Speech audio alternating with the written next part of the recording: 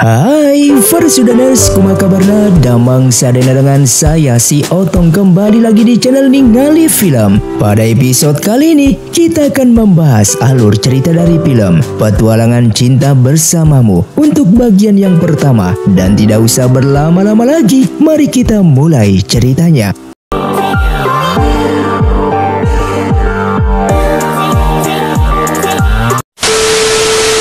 Film pun diawali dengan diperlihatkannya antara dataran utara yaitu Kerajaan Wu dan dataran tengah yaitu Kerajaan An yang selalu berperang dalam memperebutkan kekuasaan wilayah tambang emas yang dimiliki Kerajaan Wu. Dan kedua kerajaan ini memiliki kekuatan terbesar di antara kerajaan lainnya sehingga perang selalu terjadi di setiap tahunnya.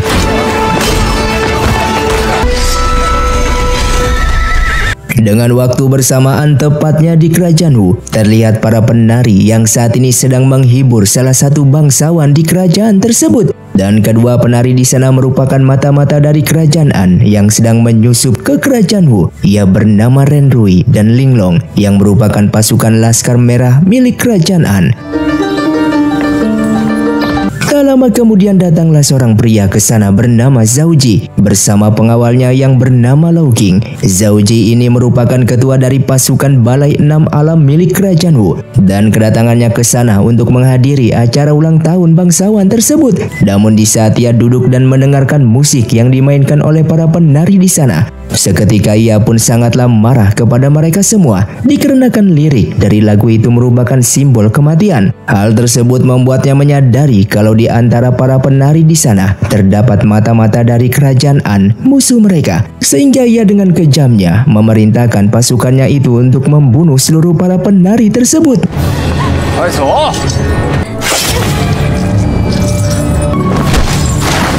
Dan di saat Ling Long akan dibunuh, seketika ia pun melawan yang membuat identitasnya pun terbongkar yang berasal dari Kerajaan An.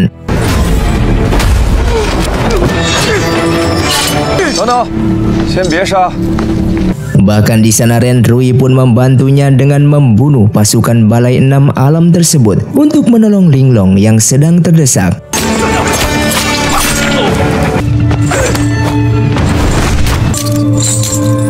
Singkatnya mereka yang berhasil kabur dari sana, Ling Long pun meminta izin kepada Ren Rui untuk berpisah dengannya dikarenakan ia yang ingin menemui seorang pria yang disukainya. Walaupun ini sangatlah berbahaya karena pria tersebut berasal dari Kerajaan Wu, musuh mereka, namun ia tetap ingin menemui pria tersebut. Lalu Ren Rui pun mengizinkannya. Namun besok pagi mereka harus bertemu kembali di cabang pasukan Laskar Merah milik mereka. Kembali ke medan perang, terlihat jasad pasukan Kerajaan Wu telah berserakan dikarenakan mereka yang kalah berperang melawan Kerajaan An, sehingga kaisar mereka pun ditangkap dan dijadikan sandera. Lalu terlihat dua orang prajurit dan salah satunya merupakan mantan ketua Balai Enam Alam yang bernama Yuan Zhao yang sedang berpura-pura mati di saat pasukan Kerajaan An musuh mereka datang ke sana. Sehingga di saat pasukan tersebut lengah, ia pun langsung membunuh mereka semua dengan teknik bela dirinya.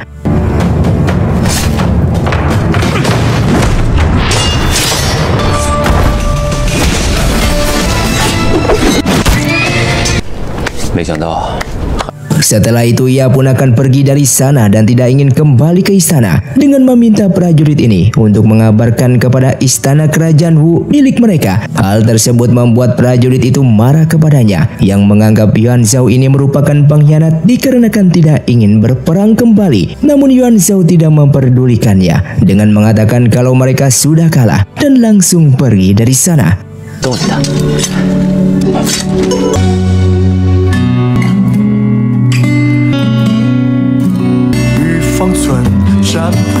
Hingga di malam harinya di istana Kerajaan Wu, kabar tentang kekalahan dan kaisar yang berhasil ditahan oleh Kerajaan An, musuh mereka, membuat semua orang di sana menjadi khawatir dikarenakan tidak ada yang memimpin Kerajaan An ini, sehingga Dan Yang yang merupakan adik pertama sang kaisar menginginkan posisi milik kaisar tersebut untuk sementara waktu. Keputusan itu pun disetujui oleh Xiaoyan yang merupakan istri dari sang kaisar dikarenakan Kerajaan Wu akan hancur jika tidak ada pemimpinnya. Namun berbeda dengan Menteri Zhang dan semua menteri yang tidak menyetujui keputusan hal tersebut. Dikarenakan mereka tahu kalau Dan Yang memiliki sikap yang arogan terhadap siapapun, hal tersebut justru akan membuat kerajaan ini akan semakin hancur. Setelah itu Menteri Zhang lalu menemui Zhao Ji dan di sana ia sangatlah kecewa kepadanya karena sejak Zhao Ji menjabat menjadi ketua pasukan Balai Enam Alam, wilayah kerajaan ini menjadi tidak aman dan banyak mata-mata dari kerajaan musuh yang berhasil masuk ke kerajaan mereka. Bahkan di saat Menteri Zhang ini mencari dokumen rahasia kemiliteran di markas Balai Enam Alam ini, ia pun tidak menemukan dokumen tersebut, yang artinya dokumen itu telah hilang dicuri oleh seseorang. Dan pantas saja mereka kalah dalam berperang karena musuh mereka telah mengetahui strategi kemiliteran kerajaan ini. Hal tersebut membuatnya marah dan ingin membunuh Zhao Ji di sana. Namun dikarenakan Zhao Ji merupakan keponakannya, ia pun tidak jadi membunuhnya. Lalu ia pun memerintahkan Zhao Ji ini untuk mencari keberadaan Yuan Shao karena ia yang mengetahui kemampuan bela dirinya yang sangatlah hebat dan tidak mungkin mati begitu saja. Ini merupakan cara satu-satunya untuk menyelamatkan sang kaisar yang saat ini sedang disandra dengan meminta Yuan Shao untuk menolong sang kaisar.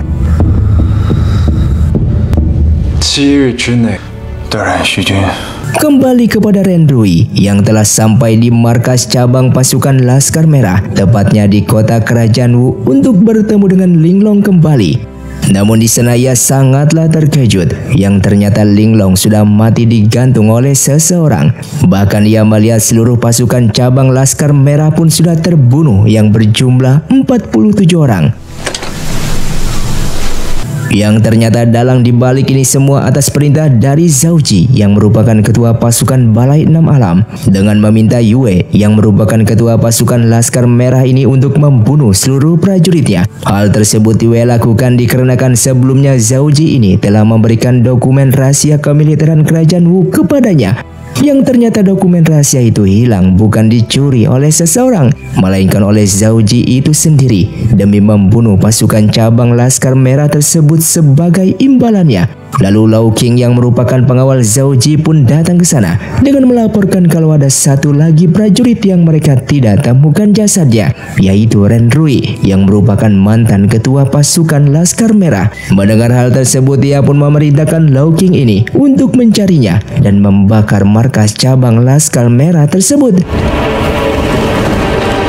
Sedangkan Ren Rui yang sedang bersembunyi di dalam kolam, ia pun diketahui oleh prajurit di sana dan terkena serangan darinya yang membuatnya keluar dari persembunyiannya itu dan langsung membunuh prajurit tersebut.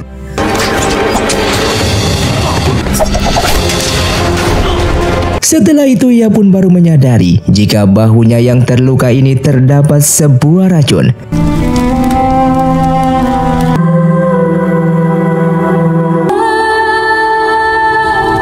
Hingga di malam harinya ia merasa tubuhnya menggigil akibat dari racun tersebut. Oleh karena itu ia pun menggunakan obat yang mampu menyembuhkan dan menghilangkan racunnya dengan cepat. Namun efeknya tenaga dalam di dalam tubuhnya ini tidak bisa digunakan selama beberapa hari ke depan. Dengan waktu bersamaan, Lau King bersama pasukannya sedang mencari keberadaan Ren Rui yang kemungkinan masih berada di wilayah kerajaan Wu milik mereka, dan Ren Rui yang menyadari hal itu langsung pergi dari sana. Hingga sampailah ia di sebuah rumah duka dan terdapat peti mayat yang bertuliskan nama Yuan Shao, yang ternyata ini merupakan rumah duka milik keluarga Yuan Shao.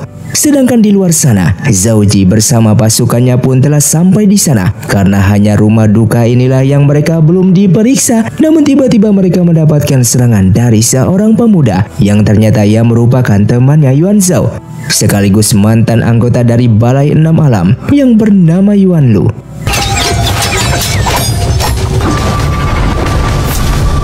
Di sana Yuan Lu pun merasa terkejut karena yang ia serang merupakan Zhao Ji dan pasukannya yang berasal dari Balai Enam Alam. Namun walaupun begitu ia tidak akan membiarkan mereka masuk ke rumah duka milik keluarga Yuan Shao sehingga pertarungan pun terjadi. Namun Yuan Lu yang memang teknik bela dirinya tidak begitu kuat, apalagi ia hanya seorang diri melawan mereka semua, sehingga ia pun berhasil ditangkap. Lalu Zhao Ji dengan segera masuk ke sana dan merusak papan nama ayahnya Yuan Shao. Hal tersebut membuat Yuan Lu sangatlah marah kepadanya. Di sana Zhao Ji melakukan hal tersebut dikarenakan ia tahu kalau Yuan Shao belumlah mati, karena ia mendapatkan tugas dari Menteri Zhang untuk mencarinya dalam menolong sang kaisar. Di sana ia pun mengancamnya jika Yuan Shao masih belum keluar, maka ia akan membakar rumah duka keluarga ini dan membunuh Yuan Lu.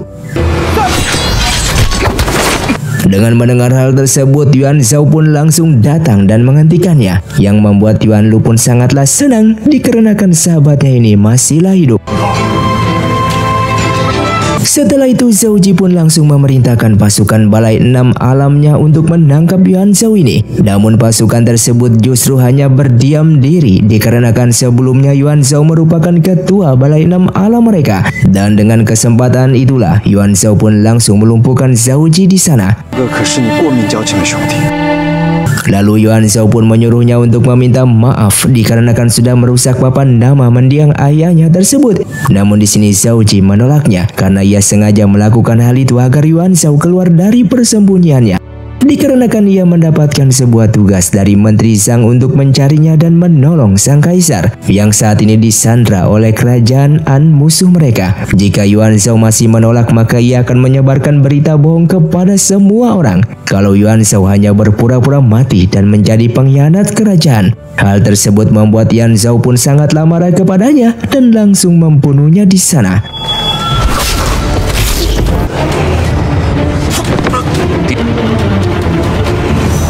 Lalu pasukan balai 6 alam di sana langsung memberikan hormat kepadanya karena mereka yang masih menganggap kalau Yuan Shao ini merupakan ketua mereka dan tidak ada orang lain yang bisa menggantikannya.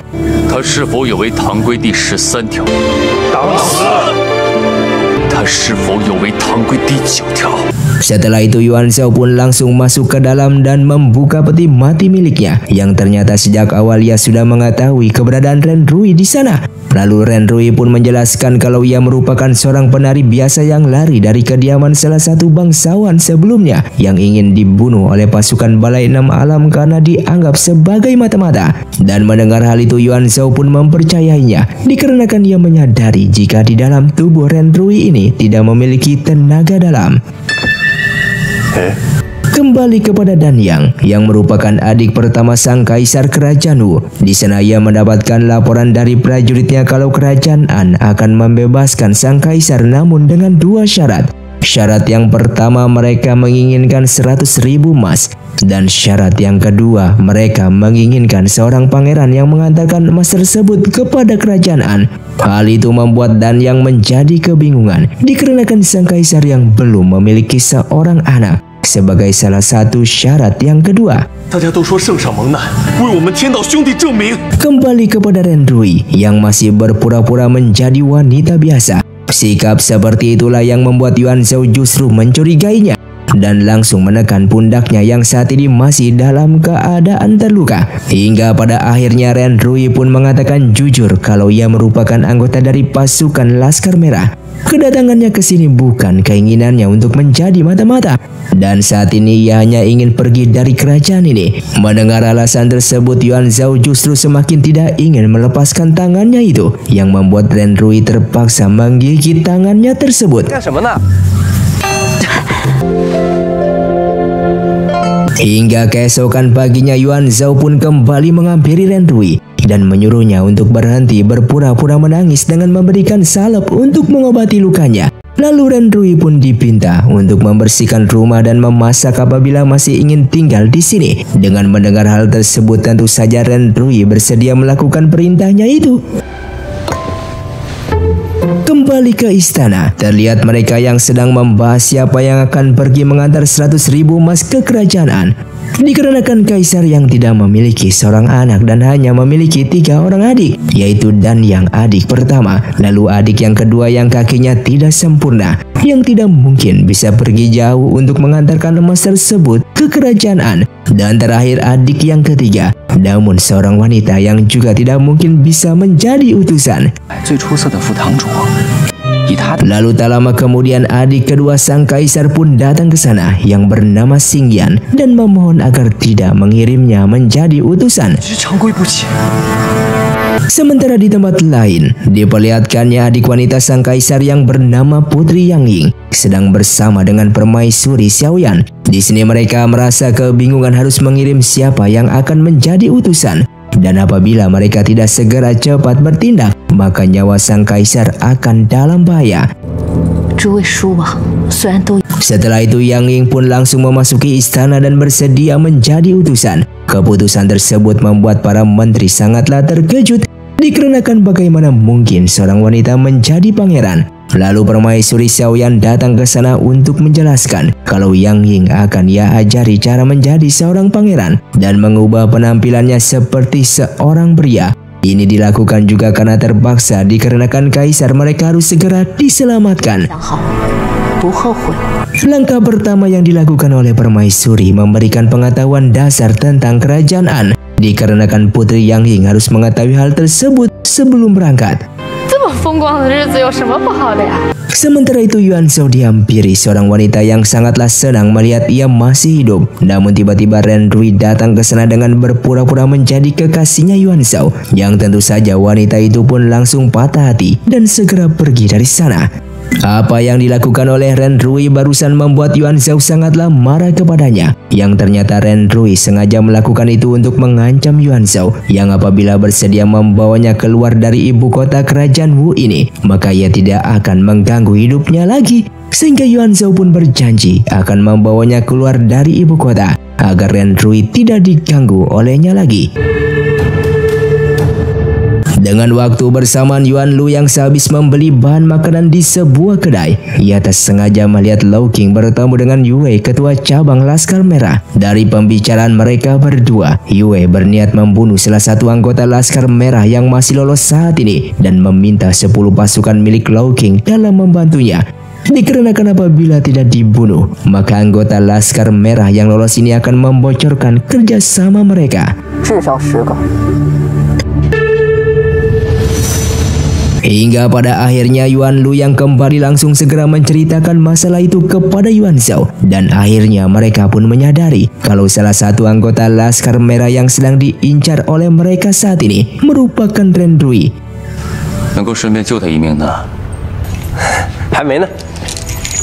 Kemudian keesokan harinya, Yuan Shao pun segera meninggalkan ibu kota kerajaan dan juga membawa Ren Rui untuk pergi bersamanya. Setelah berhasil keluar, Yuan Shao pun mengajak Ren Rui untuk berpisah dan dia berharap mereka tidak akan bertemu kembali. Sesaat Yuan Shao memberikan informasi, Yue ketua cabang Laskar Merah mencari keberadaannya saat ini dan memintanya untuk berhati-hati. Di tengah perjalanan tiba-tiba Yuan Shao bersama Yuan Lu diserang oleh Lau King bersama pasukannya.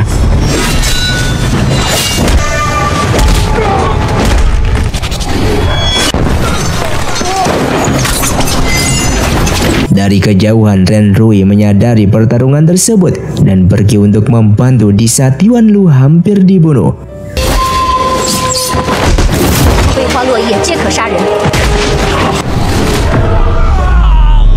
Mereka pun mencoba kabur dari sana, namun pelarian mereka terhenti karena dihadang oleh Menteri Zhang yang ingin mengajak Yuan Shao mengobrol empat mata. Lalu Ren Rui seketika membunuh Lau King hanya dengan 1 kali serangan. Itu demi balas dendam karena Lau King telah membunuh Linglong sahabatnya. Melihat hal itu, Yuan Shao mencoba mengarang cerita kalau Ren Rui merupakan sepupunya yang pernah hampir dilecehkan oleh Lau King. Mendengar hal tersebut, Menteri Zhang tidak mempersalahkan hal itu karena ia juga sejak awal memang berniat menyingkirkan Lau King dari pasukan Balai 6 Alam. Di sana Menteri Zhang meminta Yuan Shao ini untuk melindungi Putri Yang Ying yang sudah pergi mengantar 100.000 emas ke kerajaan, dan Yuan Shao juga dipinta untuk menyelamatkan sang kaisar, yang apabila tidak maka Danyang adik sang kaisar ini akan merebut tahta dan menjadi kaisar yang baru. Ia tidak ingin itu terjadi dikarenakan mereka mengetahui sifat jahat yang dimiliki oleh Danyang yang akan menyebabkan kehancuran kerajaan Wu nantinya. Mendengar hal itu, awalnya Yuan Shao menolak menolak dan tidak peduli masalah kerajaan lagi. Namun sesaat Menteri Zhang memberikannya sebuah surat yang berisikan kalau Danyang telah menyebar fitnah kalau pasukan anak buah Yuan Shao yang pergi berperang, kematian mereka tidak dianggap sebagai pahlawan, namun justru dianggap sebagai pengkhianat dikarenakan dituduh telah menjual dokumen informasi militer kepada kerajaan melalui mata-mata anggota pasukan Laskar Merah. Satu-satunya cara membersihkan tuduhan fitnah tersebut merupakan dengan menyelamatkan sang kaisar saat ini. Mengetahui hal itu, Yuan Shao menjadi sangatlah marah dan ia pun langsung berubah pikiran dengan bersedia pergi ke kerajaan. Lalu Menteri Zhang pun menyerahkan kembali posisi ketua pasukan Balai 6 Alam kepadanya, bahkan memberikan giok milik kaisar yang dapat digunakan olehnya.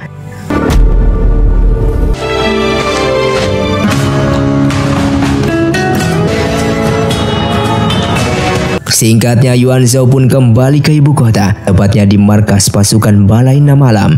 Di sana Menteri Zhang memintanya untuk memilih pasukan untuk dibawa ke kerajaan. Lalu Yuan Shao mengatakan kalau ia hanya membutuhkan 4 orang saja yang akan ia tunjuk sendiri. Sesuai namanya, Balai 6 Alam terbagi menjadi 6 kelompok. Terlihat orang pertama yang ia tunjuk sudah pasti merupakan Yuan Lu, yang merupakan pemimpin kelompok alam hantu yang memiliki keahlian dalam menciptakan senjata dan peledak. Berikutnya bernama Sun Lang yang merupakan pemimpin kelompok alam manusia yang memiliki kemampuan pertahanan yang sangatlah bagus.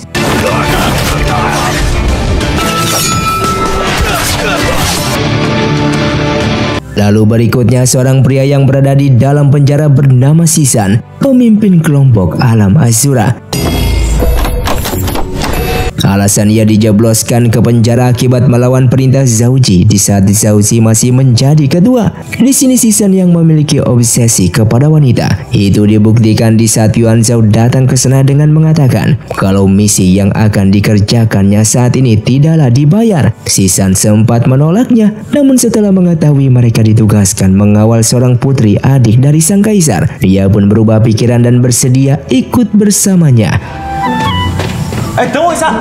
Dan yang terakhir orang yang dibutuhkan oleh Yuan Shao yaitu jenderal kekaisaran bernama Qian.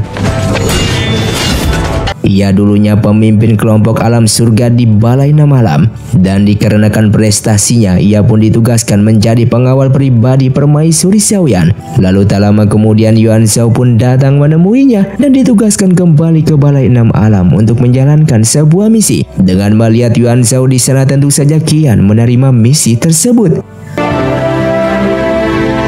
Setelah itu mereka pun keluar, dan di sana Menteri Zhang mengatakan kemungkinan besar kepergian mereka mengawal Putri Yang Ying akan diserang oleh pasukan milik Danyang yang sejak awal memang menginginkan Putri Yang Ying gagal menyelamatkan sang kaisar. Maka dari itu Menteri Zhang akan terus memberikan informasi kepada Yuan Shao mengenai pergerakan Pangeran Danyang selama di istana.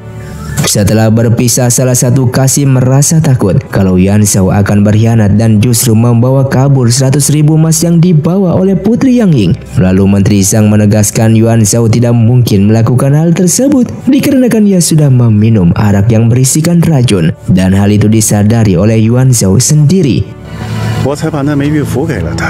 Terlihat mereka berlima sudah bersiap untuk berangkat menjalankan misi penyelamatan sang kaisar.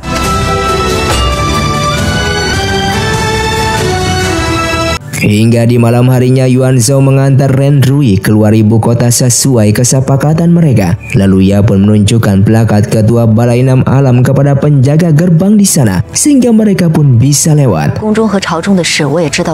Di sini Ren Rui hendak mencari tahu tentang seseorang bernama Yue yang merupakan ketua cabang Laskar Merah di kerajaan Wu.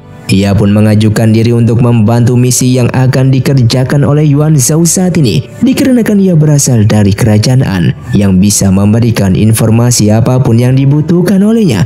Yuan Shao justru menolak dan tidak akan mau bekerja sama dengannya. Dengan mendengar hal tersebut, Ren Rui lalu segera pergi dari sana.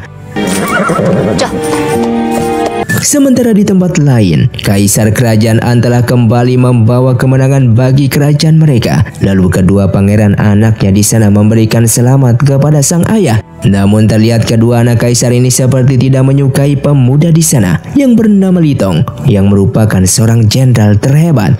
Hingga di malam harinya mereka pun membuat pesta kemenangan kerajaan An yang telah berhasil mengalahkan kerajaan Wu. Terlihat selir sang kaisar bernama Selir Chu juga menghadiri pesta tersebut. Sesaat kedua anak kaisar mencoba merendahkan status Li Tong karena dianggap tidak pantas menjadi seorang jenderal karena ayahnya berasal dari kerajaan Wu, musuh mereka. Sehingga perdebatan pun terjadi, namun sang kaisar segera menghentikannya.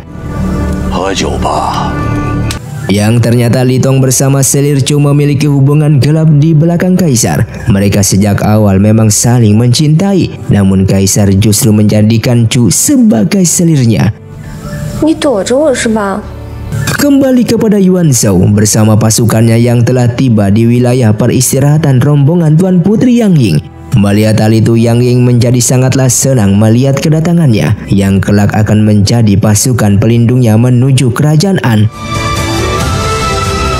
Tiba-tiba Sisan memberikan bunga untuk Putri Yang Ying sebagai salam perkenalan, dan seketika semua orang yang melihat hal itu langsung terdiam menahan malu melihat tingkahnya. Lalu Yuan Shao mengambil bunga tersebut untuk diberikan langsung kepada Yang Ying, namun sesaat dia merasakan tangannya begitu panas. Ternyata alasan ia bisa terkena demam karena pelayannya di sana bersama Menteri Du memaksa ia belajar agar mengetahui silsilah keluarga kaisar di kerajaan An setiap hari tanpa beristirahat. Hal tersebut membuatnya menjadi sangatlah tertekan. Mendengar itu, Yang Ying dipinta untuk beristirahat, sedangkan pelayan di sana bersama Menteri Du segera dibawa keluar oleh Yuan Shao untuk diinterogasi mengenai apa saja yang telah mereka lakukan kepada Putri Yang Ying. Mereka pun menjawab terpaksa mendesak Putri Yang Ying dalam menghafal silsilah keluarga kaisar kerajaan An dikarenakan waktu mereka sudah tidak banyak lagi. Apalagi Yang Ying sangatlah lemah dan mudah menangis, membuat mereka kesulitan untuk mengajarinya dan mengubah karakter sang putri layaknya seorang pangeran. Mendengar hal tersebut, Yuan Shao tidak menyalahkan mereka dan meminta untuk lebih bersabar dalam mengajari Putri Yang Ying. Kemudian mereka berlima membahas masalah tersebut yang diyakini identitas Yang Ying sangatlah mudah diketahui sebagai perempuan, bukan seorang pria. Sesaat Yuan Shao mengingat Ren Rui yang berasal dari kerajaan An yang apabila mendapatkan bantuan darinya, mungkin saja Putri Yang Ying bisa dengan mudah diajari olehnya. Di tempat lain, diperlihatkannya Yue mendatangi cabang markas Laskar Merah di sebuah kedai dalam mengatur strategi cara membunuh salah satu anggota Laskar Merah yang saat ini berhasil kabur, yang tak lain orang yang mereka cari merupakan Ren Rui. Secara kebetulan Ren Rui datang ke sana dan menyebutkan kata sandi pasukan Laskar Merah. Melihat hal itu, pemilik kedai segera menutup tokonya dan membawanya masuk ke dalam karena dianggap bagian dari mereka. Namun dia dijebak dan berhasil ditangkap. Siapa sangka orang tersebut bukanlah Ren Rui, melainkan wanita suruhan yang berpura-pura menyamar menjadi dirinya. Mendengarkan hal tersebut, mereka semua langsung ketakutan karena ternyata Ren Rui merupakan mantan ketua pasukan Laskar Merah yang ditakuti oleh semua anggotanya, yang dikenal sebagai pembunuh yang sangatlah kejam. Lalu tiba-tiba pemilik kedai langsung dibunuh, dan di sana terdapat sebuah surat yang bertuliskan pengkhianat harus dibunuh. Dengan mengetahui hal itu, Yue pun langsung pergi dari sana. Pengawal tersebut bertanya siapa Ren Rui itu dan kenapa Yue begitu sangatlah ketakutan. Lalu Yue pun menceritakan di masa lalu. Di saat itu Ren Rui yang masih kecil dianggap sebagai pembunuh legendaris yang pernah ada, dan pasukan Laskar Merah bahkan memiliki jasa yang sangatlah besar untuk kerajaan An. Maka dari itu ia ditunjuk oleh kaisar kerajaan An menjadi ketua pasukan Laskar Merah di umurnya yang masih terbilang cukup muda. Setelah tumbuh dewasa, Ren Rui memimpin pasukan kerajaan An dan selalu berhasil mengalahkan kerajaan musuh.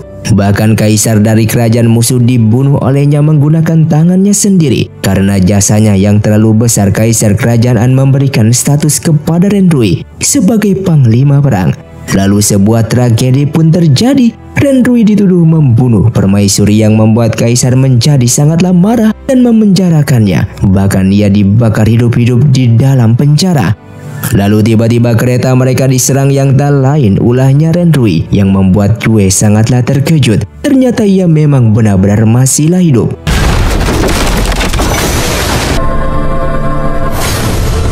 Di sana Renrui hendak membunuhnya sebagai bentuk balas dendam dikarenakan 47 anggota Laskar Merah dibunuh olehnya. Bahkan Linglong juga ikut menjadi korban sehingga pertarungan pun terjadi.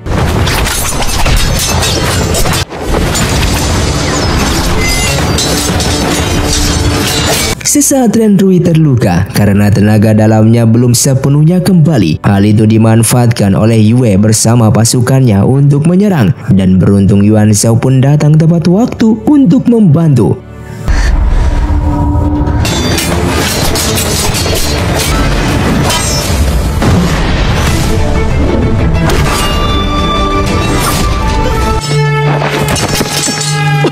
Singkatnya, Renrui dibawa olehnya dalam meminta bantuan agar mengajari Putri Yang Ying menjadi seorang pangeran dan memberikan pengetahuan mengenai silsilah keluarga kekaisaran kerajaan An. Di sana Renrui bersedia membantu, asalkan Yuan Shao juga membantunya mencari seseorang. Ia pun bercerita di saat dulu permaisuri kerajaan An tewas dibunuh oleh seseorang, sehingga membuatnya difitnah sebagai pembunuhnya, padahal bukan ia pelakunya. Oleh karena itu Kaisar Kerajaan An menghukum mati dirinya. Namun beruntung ia berhasil selamat dan selama ini ia terpaksa memalsukan kematiannya sendiri. Renrui lalu mengaku merupakan mantan ketua pasukan Laskar Merah, dan mendengar hal itu mereka pun langsung terkejut. Karena sebelumnya Yuan Shao sudah sepakat untuk saling membantu, ia pun terpaksa harus menepati janjinya kepada Renrui. Di kerajaan An, Li Tong diam-diam kembali bertemu dengan Selir Chu. Namun tiba-tiba pelayan tak sengaja memergoki mereka. Dengan segera Li Tong mengejarnya dan menyeretnya masuk ke dalam tenda untuk dibunuh. Namun pelayan tersebut seketika menyebut nama kecilnya yang membuat Li Tong sangatlah terkejut. Karena bagaimana bisa pelayan ini bisa mengetahui nama kecilnya. Dan siapa sangka pelayan itu tiba-tiba mengaku sebagai Renrui, yang ternyata Li Tong dan Renrui tumbuh besar bersama.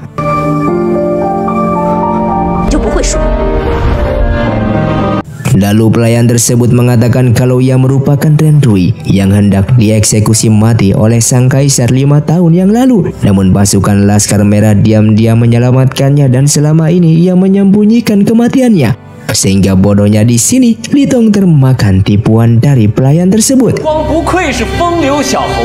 Yuan Shao lalu memperkenalkan Renrui sebagai sepupunya kepada mereka semua yang kelak akan membantu Putri Yang Ying. Seperti biasa, Sisan pasti cari perhatian setiap bertemu dengan seorang wanita. Namun hal tersebut tidak diperdulikan oleh Renrui.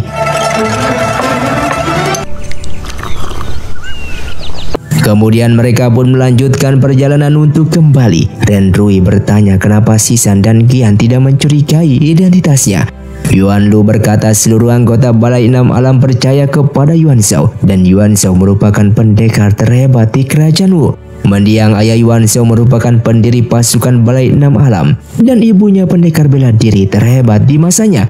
Di saat berumur 20 tahun, Yuan Shao sudah menjadi ketua pasukan Balai 6 Alam yang disegani satu kerajaan. Sesaat Renrui teringat 5 tahun yang lalu di saat rumah permaisuri dibakar oleh seseorang. Permaisuri menyuruh ia agar tidak mudah jatuh cinta kepada seorang pria, namun ia juga harus wajib memiliki seorang anak. Kemudian Sisan pun kembali datang menggodanya. Karena kesal, Renrui pun langsung menyerang dan berhasil menemukan titik kelemahannya. Di sana Qian juga ikut menyerang dan berakhir kalah. Karena hal tersebutlah Sisan tidak berani lagi menggodanya. Hingga di malam harinya Renrui diperkenalkan kepada Putri Yang Ying yang kelak menjadi gurunya. Pelayan di sana tidak setuju karena itu merupakan tugasnya, dan Renrui tanpa basa-basi langsung melemparnya keluar. Lalu Yuan Shao memerintahkan pasukan mengantar pelayan itu kembali ke kerajaan Wu mereka.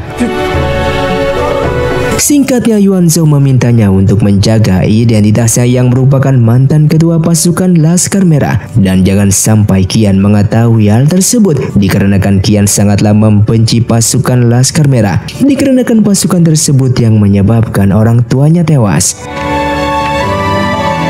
Hingga keesokan harinya mereka pun melanjutkan perjalanan. Selama di perjalanan, Renrui menjadi guru yang sangatlah tegas dalam mengajari banyak hal kepada Putri Yang Ying mengenai kerajaan An. Dan setelah menempuh perjalanan cukup jauh, mereka pun berhenti di sebuah penginapan untuk beristirahat. Yuan Shao pun mengucapkan terima kasih karena Renrui bersedia menjadi guru untuk Putri Yang Ying. Renrui mengajaknya minum bersama, namun ditolak oleh Yuan Shao dikarenakan ia masih memiliki luka dalam yang belum sembuh. Dan dalam kesempatan itulah Renrui pun mencoba menggodanya. Di sana Putri Yang Ying seharian melatih kuda-kuda supaya tubuhnya tidak kaku dan lemah. Dan melihatnya sudah kelelahan, Renrui pun menyuruhnya untuk beristirahat. Di sana ia pun mengatakan yang sejujurnya kalau permaisuri Xiaoyan bersama Pangeran Dan yang sengaja mengirimnya sebagai utusan untuk dijadikan tumbal, yang apabila otomatis kaisar kerajaan juga tidak bisa diselamatkan dan mati juga. Dengan begitu Dan yang mewarisi tata kaisar kerajaan berikutnya. Maka dari itu Yang Ying dipinta harus lebih serius dalam berlatih supaya tidak menjadi lemah. Hanya dengan begitu baru bisa menyelamatkan kaisar kerajaan yang sedang ditahan. Putri Yang Ying tentu saja menangis setelah mengetahui hal tersebut. Apalagi Yuan Shao datang ke sana dengan membenarkan semuanya.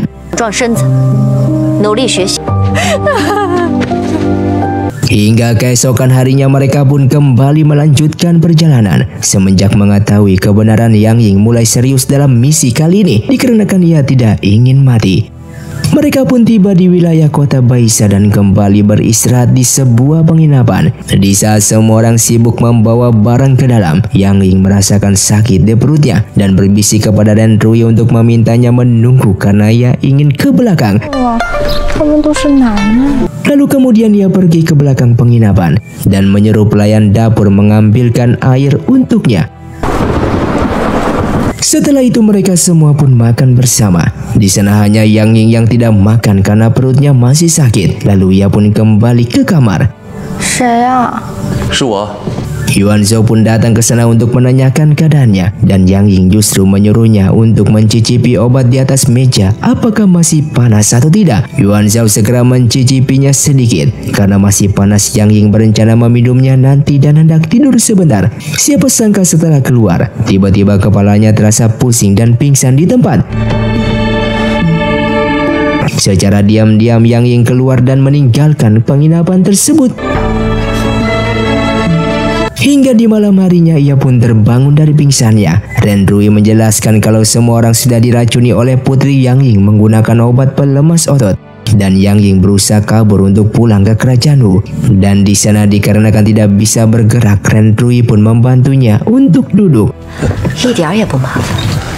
Saat itu Renrui lalu menceritakan kisah kelam yang pernah dilewatinya. Permaisuri kerajaan An sudah ia anggap seperti kakak dan ibunya baginya. Ia pun bergegas untuk menyelamatkannya, namun siapa sangka itu merupakan sebuah jebakan untuk dirinya agar dituduh sebagai pembunuh permaisuri. Permaisuri pun menyuruh ia meninggalkan pasukan Laskar Merah. Jangan mudah jatuh cinta kepada seorang pria, namun ia harus memiliki seorang anak. Lalu kemudian ia pun pergi ke kerajaan Wu untuk memulai kehidupan yang baru. Sayangnya ia ditangkap oleh pasukan Laskar Merah cabang di kerajaan Wu untuk dijadikan anggota dan menjadi mata-mata. Supaya identitasnya tidak diketahui, ia pun terpaksa menjadi mata-mata di saat itu juga, sambil menyelidiki siapa pembunuh permaisuri sebenarnya. Mendengarkan ceritanya, Yuan Shao berjanji akan membantu mencari si pelaku pembunuh permaisurinya tersebut.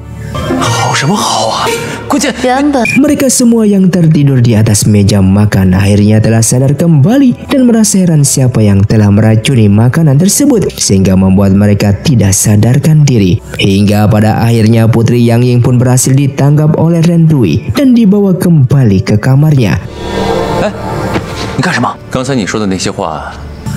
Dan film pun bersambung. Terima kasih untuk kalian yang sudah menonton video ini sampai habis. Sampai jumpa di video selanjutnya. Saya pamit urang dari ningali film. Saya undur diri dan salam Sundaners.